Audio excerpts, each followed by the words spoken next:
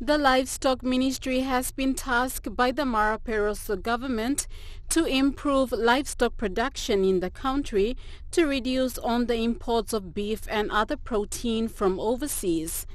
Today, the Managing Director of the Livestock Development Corporation, Terry Koim, stated that the ministry is now working on drafting a new bill and legislative policy for the ministry. We need to put our foot down and come up with the legislative framework that will be able to protect our industry.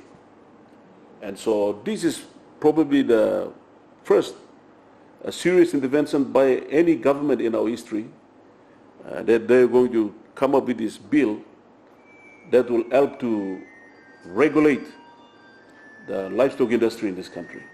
Mr. Koim highlighted that currently, without a bill and policy, it is a challenge in managing and monitoring the livestock ministry, as there is no law or rules set in place to guide the ministry as well as the farmers. As far as I know, there's no law. There's no policy. It's all ad hoc since day one. So PNG, our country, our citizens should be happy for the Marape government. For me, I'm really happy about this.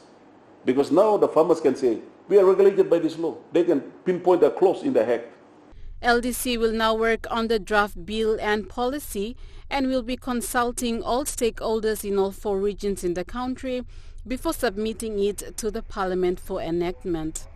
So we would like to give confidence to our stakeholders, to our farmers, to all our citizens in our country that we will be shortly after the signing of this, we will do a draft and then we will be consulting with all the stakeholders.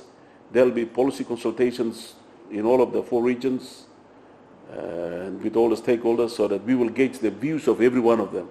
Mr. Koim stated that this is the way forward for LDC and the ministry, as this bill and policy will now align to the MTDP4 to capture the government plan for agriculture and livestock.